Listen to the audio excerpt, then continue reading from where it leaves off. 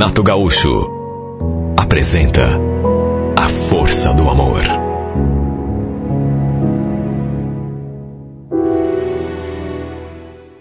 Olha, foi muita coincidência. Imagine, em meio a tantas pessoas aqui em Curitiba, eu tive de conhecer e me encantar justamente por uma menina que também morava na mesma cidade do interior de onde eu tinha vindo. Aliás, até estranhei o fato de nunca termos nos visto antes, até porque uma cidade tão pequena foi realmente muita coincidência, ou então, sei lá, coisa do destino, quem sabe. O fato é que a Miriam ajudava o pai numa barraquinha de caldo de cana aqui mesmo, pertinho de onde eu trabalho. Como estava fazendo calor, volta e meia eu ia lá tomar um copo para me refrescar. E desde a primeira vez, não vou negar que já fiquei interessado por ela. E como não ficaria? Era uma graça de menina. Se vestia assim de um jeito bem simples, sem muita extravagância, e também não usava pintura. Na verdade, nem batom ela usava. Só que mesmo assim, eu achei tão linda. O que me encantou nela, na verdade, foi o seu sorriso. Lembro a primeira vez que a vi, simplesmente não consegui desviar o olhar.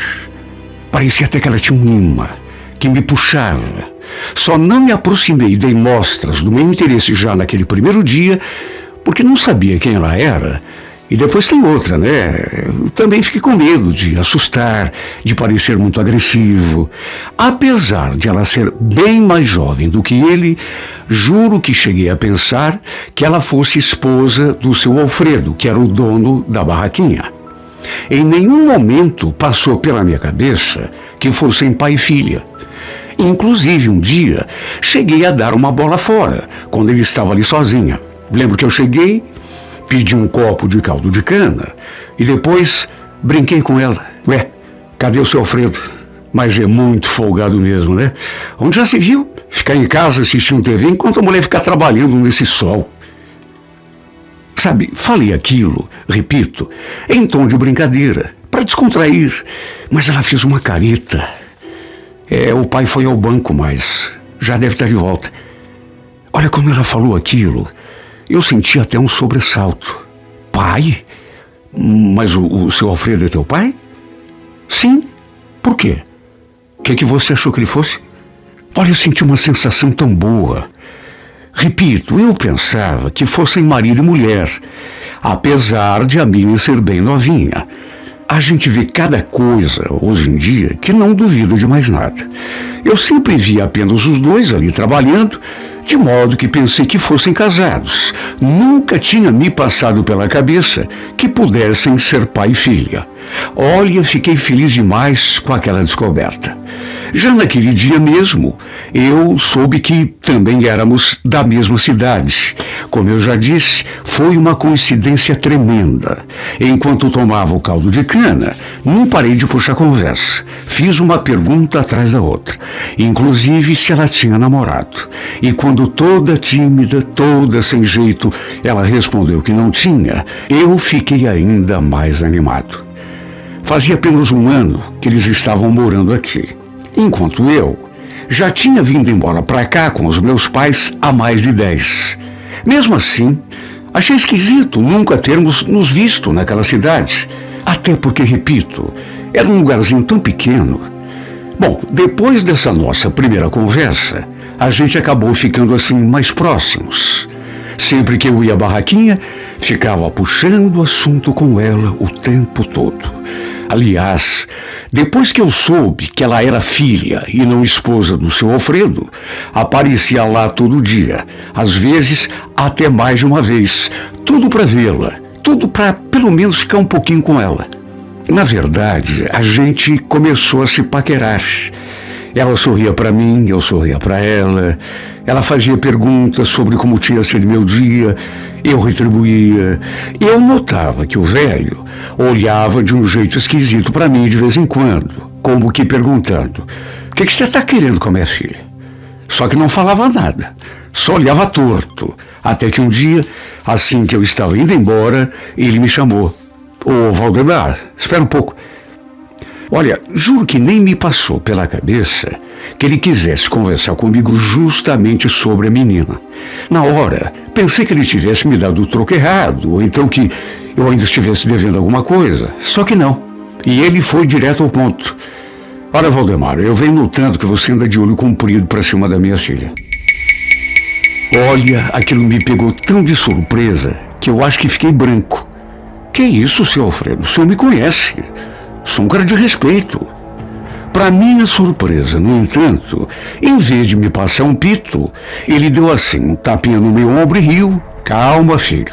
Não precisa ficar assustado.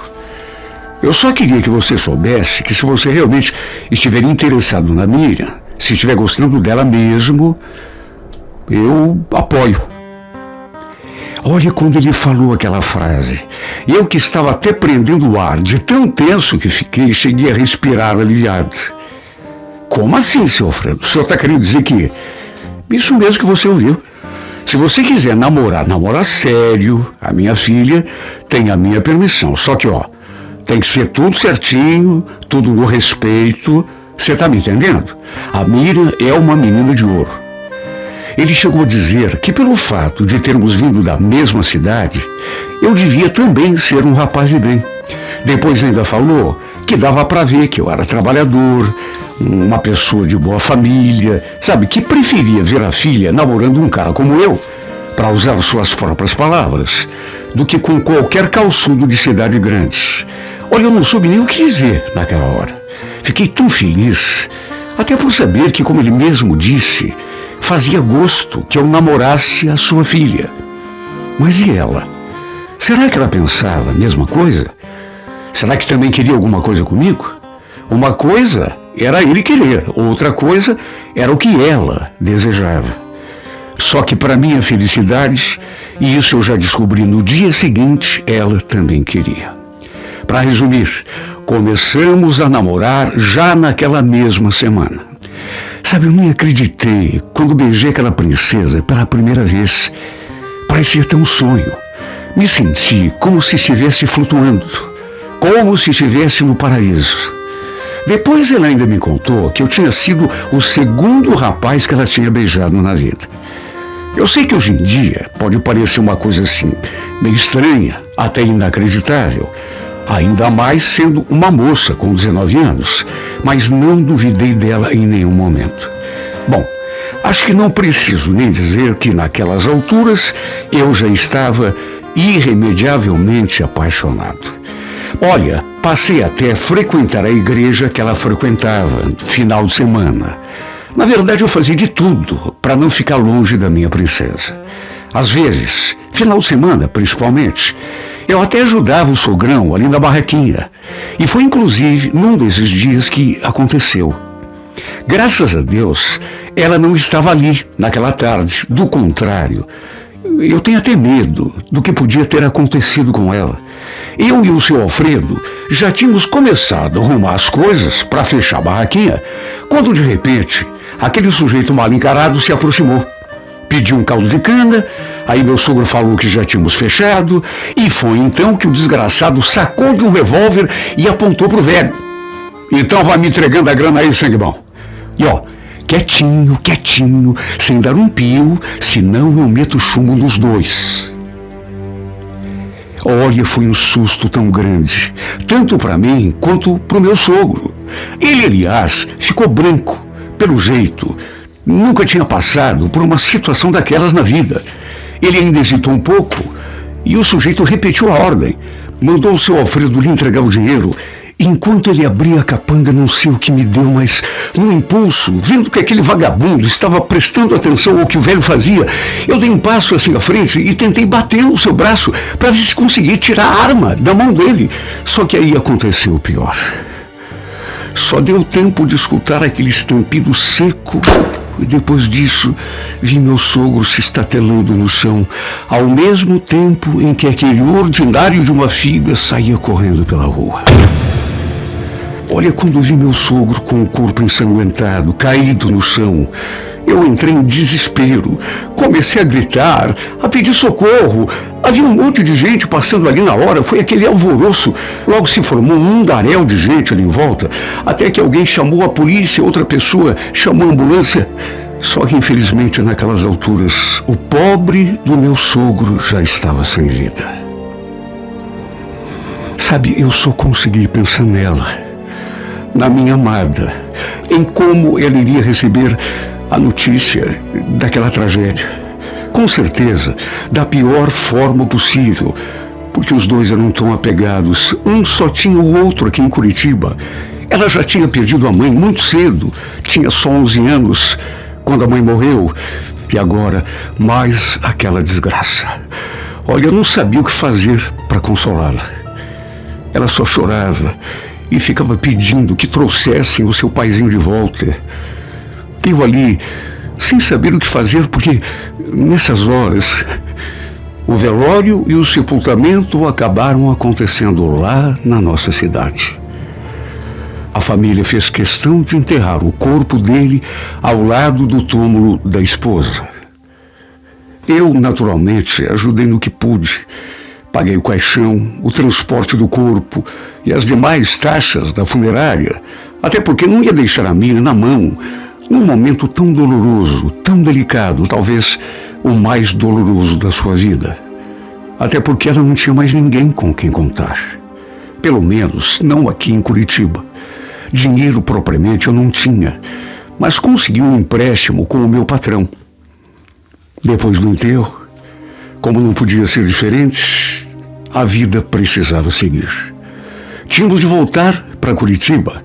Só que, para minha surpresa, ela falou que não ia voltar comigo. Eu fiquei olhando para ela assim, sem entender. Não vai voltar? Mas como assim? Com lágrimas nos olhos, ela só balançou a cabeça negativamente, confirmando que não viria para Curitiba comigo.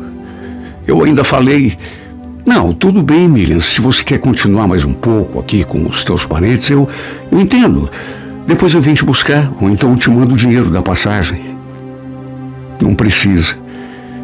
Eu nunca mais quero voltar para Curitiba. Não quer voltar? Mas como assim, Miriam? E eu? E a gente? Ela simplesmente não queria voltar. Mesmo que isso significasse o fim do nosso namoro. Perguntei se ela não gostava mais de mim. E ela só falou que não tinha nada a ver uma coisa com outra, que só não queria mesmo voltar para cá.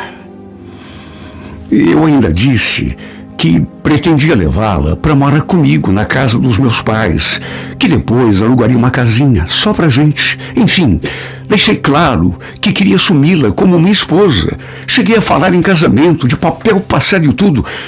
Só que, para minha tristeza, ela só sabia balançar a cabeça de um lado para o outro, não deixando dúvidas de que não queria. Olha, eu até entendi a tristeza dela. É claro, tinha perdido o pai. Eu também estava deprimido, até porque o considerava como um segundo pai. Só que, meu Deus, ela não podia abrir mão de nós dois, da nossa felicidade, por causa disso. A vida tinha de seguir adiante. Seu pai tinha morrido, mas nós estávamos vivos. Só que, para o meu desengano, foi bem isso que ela acabou fazendo. Abriu mão do nosso amor, da nossa felicidade. Eu ainda lhe dei um tempo para que ela tentasse superar aquela tristeza. E a deixei lá, morando na casa da tia, durante algum tempo. Só que quando voltei para buscá-la, ela continuou insistindo que não queria mais voltar para Curitiba. Falou que essa cidade só tinha lhe trazido tristeza. Isso me magoou tanto, porque eu pensei, mas e eu? Será que eu não lhe dei nem mesmo um pouquinho de alegria? Olha, eu até cogitei a hipótese de voltar a morar naquela cidade. Tudo para não perdê-la, tudo para ficar com ela, tudo para ficar pertinho dela. Só que quando lhe propus isso, ela também não quis. Ou seja, mesmo me doendo, me ferindo de morte, eu só sabia chegar a uma conclusão. Ela não gostava de mim do mesmo jeito que eu gostava dela. Porque, do contrário, por que estaria abrindo mão de nós dois? Eu amava tanto, meu Deus, que seria capaz de qualquer coisa, de jogar tudo pro alto, emprego, minha vida que eu tinha aqui, tudo que eu tinha conquistado, apenas para não ficar longe dela. Só que, para minha tristeza, ela não quis. Sorte, inclusive, da última vez que estive lá, veio me pedir para que eu não insistisse. Pediu que eu voltasse para Curitiba e tratasse de cuidar da minha vida. Sabe o que eu cheguei a pensar? Que ela talvez me culpasse pelo que tinha acontecido a seu pai. Nunca chegamos a falar sobre isso, mas até nisso eu pensei. Ou então, sei lá, quem sabe tivesse conhecido alguma outra pessoa, ou até já tivesse deixado alguém para trás quando veio embora com o pai. Na verdade, eu já pensei em tanta coisa, só que não consegui chegar a nenhuma conclusão. O que mais me pergunto é isso. Será que um dia eu vou conseguir me curar dessa paixão? Quer saber? Eu acho que não. Porque já se passou tanto tempo e eu continuo pensando nessa menina do mesmo jeito, como se tivéssemos trocado o nosso primeiro beijo ontem. Eu amo tanto essa menina, de um modo incondicional, tanto que respeitei sua vontade e parei de ir atrás dela para tentar convencê-la a voltar comigo. Só que não sei mais o que fazer da minha vida, porque amo essa mulher mais do que a mim mesmo. Eu sinto tanto a sua falta que chega a doer. Sem ela, me sinto sem forças para continuar. Sem ela, que Deus me perdoe, mas prefiro morrer. Porque viver sem ela é como se fosse a própria morte. Viver sem ela é como não poder respirar. Numa última tentativa, quero mandar essa carta gravada para você me escutar. Vou te implorar no final dessa carta: amor, volta para mim. Eu não consigo viver sem você. Você é meu sol. Você é o sentido da minha vida. Por tudo quanto é mais sagrado, Miriam, volta para mim. Por favor, amor, volta para mim.